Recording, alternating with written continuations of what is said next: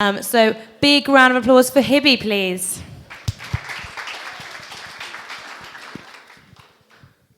Hi, hello. I'll just give you a bit of background about me, because then it will maybe make more sense. I'm a cooking teacher. I work for a community charity in Hackney. We do community cooking lessons. I'm also training to be a nutritional therapist. So I'm in the food world.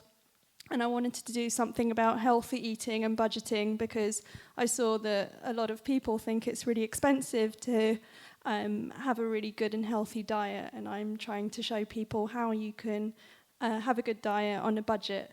So I created this website called How to Eat for Less, which I'm just going to show you around a bit. It's kind of like just a standard food website, kind of an umbrella. But I've put in all these different categories under here, where you can go into all of these categories as well. So, for example, if I went into recipes, you would see a bunch of recipes. Or if you went into the know-how section. So it's just like you can go in there and browse around, and you can get loads of different tips and tricks about storage, or how you can make the most out of nothing. And I'm also interested in things like sustainability, how you can use your leftovers, or how you can pick up sandwiches from the supermarket at the end of the day and things like that, just so that you can get thinking about how you can be more economical and sustainable in your everyday life. And kind of, it's about habit changing. So and I think that personally, opening a recipe book isn't going to kind of teach you an awful lot, but if you introduce certain habits over and over again, then that might be more effective. So I'm growing an online community as well, so I'm doing a lot of content posting on Facebook, Twitter and Instagram. So the way I'm going to monetize this is through an offline community. So I'm trying to kind of bridge the barrier between the sort of online and offline community. So what I did, I created this meetup group, which is called the Recipe Club, which is going to be part of the How to Eat for Less brand. And I'm going to start hosting a series of potlucks. And I don't know if anyone's ever been to a potluck before. Basically, they're really fun. You make a dish at home, and then you bring it along, and then everybody puts their dish out onto the tables, and you can just stuff your face, and they're really fun.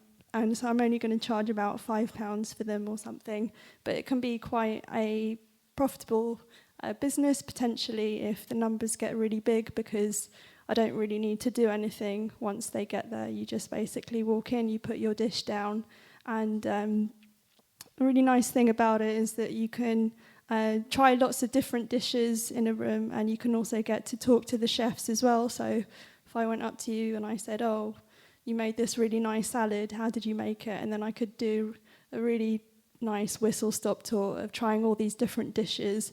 And so that way people are getting more engaged and enthusiastic about cooking, and hopefully it will incentivize people to want to get into cooking on a more regular basis, because people are so busy these days. We rarely have time to cook a dish from scratch, but if you had something on a regular basis to look forward to, then you might be more inclined to, take a couple of hours out on a Saturday morning and cook a really nice dish, and know that, you're going along to this great event, and you're going to share it with people and hopefully see some familiar faces at the same time. So it seems to have caught on a little bit. I only started it about a week ago. I've got some members joined, and I've got my first event next weekend, which I'm quite excited about. And that's it, really. So it's the How to Eat for Less website, where I'm sort of posting daily and using social media to kind of do a blend of the content that I'm creating, as well as trying to advertise the meetup group, and this as well. So I think that's about it. What I'd be interested in finding out is how I can develop the potluck, because I'm not an events organizer or anything, so any sort of good ideas about what you think would make a potluck really fun. Anything from what sort of text on the page. I'll just leave it there so that you could have a quick read. That's the kind of text that I wrote on the meetup page. To what would make it really fun and exciting once you turned up, and what would make you spend 2 hours on a Saturday morning out of your busy schedules to go and cook a dish. Thank you.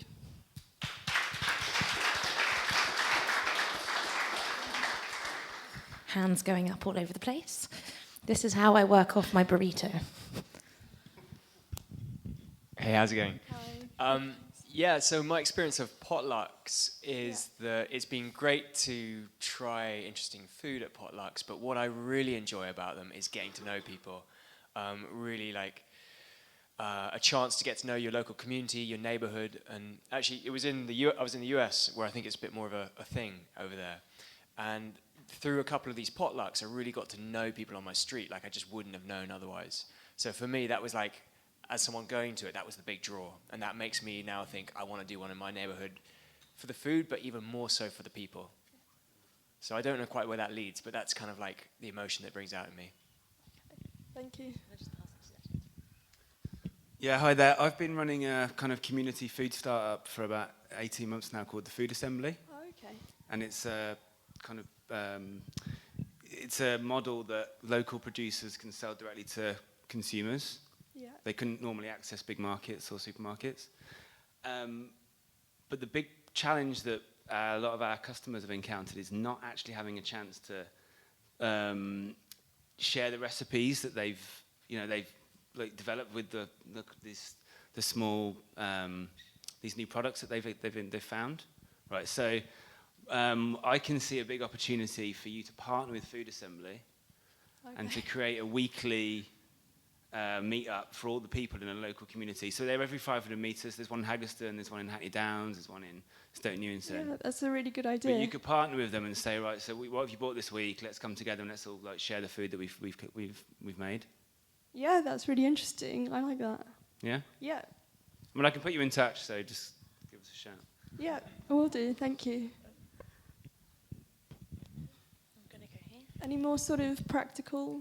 Yeah, my first tip was have a theme around the meetup event, whether it's Mediterranean night or maybe even combine it with like a book discussion if the book is around the same topic of nutrition.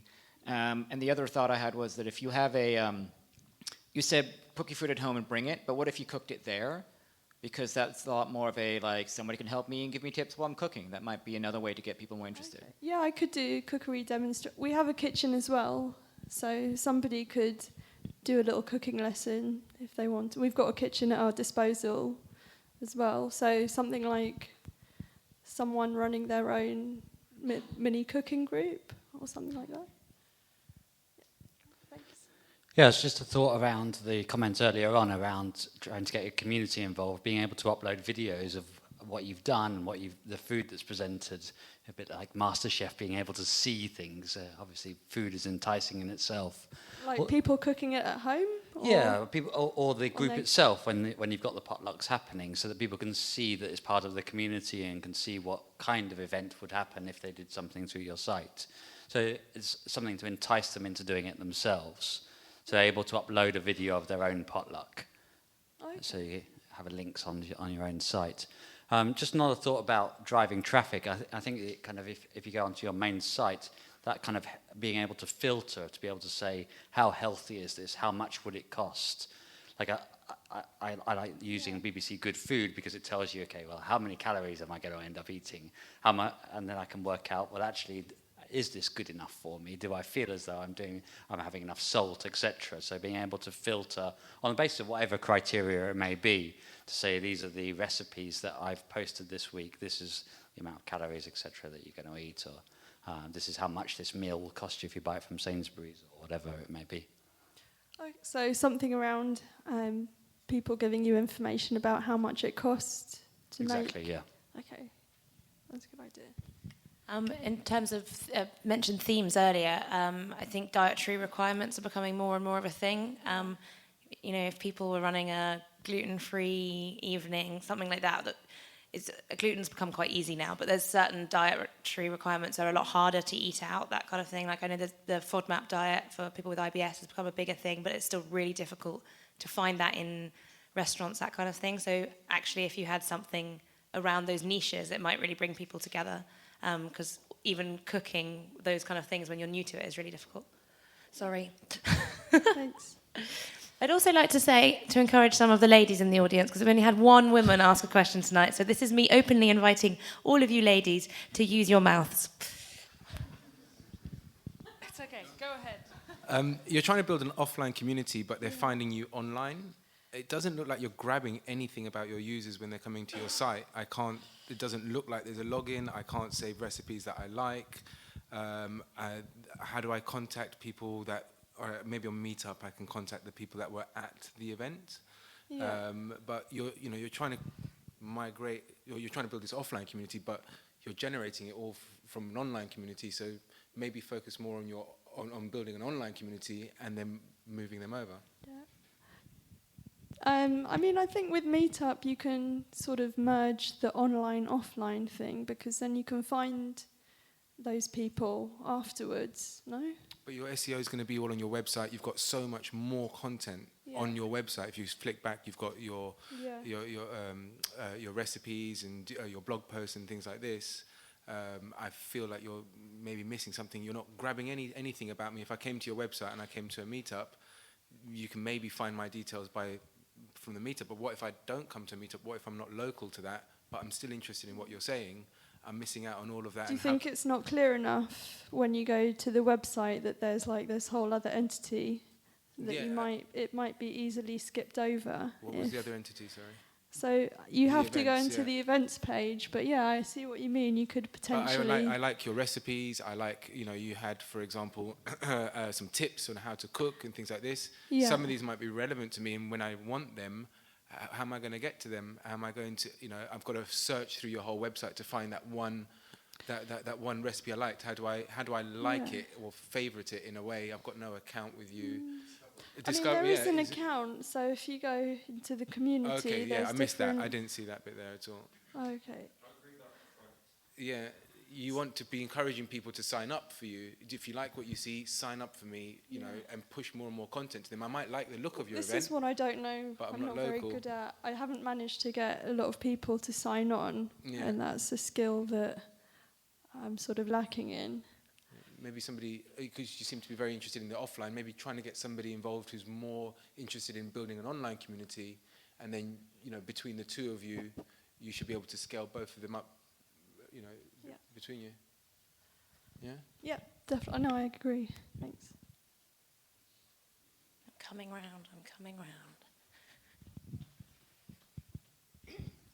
I would second this comment. I think it's really helpful. But I just suddenly had a thought that, and first of all, just say, I think this is great. I love it. It's really, really good. I would go to one of your potlucks. I think it's a really lovely idea about the community and everything. Agree with bringing the kind of login and sort of capturing some of the information about the people. Do you think I could improve some of the layout? Do you think there's a problem? No, I think the layout's great. I think all of that. But I think the key thing is, when the people are coming onto your site, you want to capture some information about them so that perhaps you can keep in touch with them through email, things like that. Yeah. And one thing you could do is that you could maybe, a bit like I would do maybe a website that had a free white paper to capture people's email addresses. Yeah. You could maybe, have like a little ebook or something of like top tips for healthy eating, like right up front that people could sign up for. Like or maybe like... box? Yeah, like something like that. Okay. Yeah, it could be like that. I There's always lots of different thought ways those to do things it. annoy people. Well, there's lots of ways you can. I mean, I won't get into it now. Yeah. There are lots of ways you can do that. But if I was coming on here, I would love to say, download our ebook of veggie recipes or something like that. Or, 10 free veggie recipes under, that you can make for under a £5 or something. And I would totally sign up for that in a heartbeat. And I know there's lots of other people who would. So something like that to draw people in, I think would be really... It's just not visible enough at the moment. Yeah, that's it. You just need to get it a bit more up front. I think that would be fantastic. Okay, yeah. That's really helpful. Thank you. And that's time. So big round of applause for Hibby. Thank you.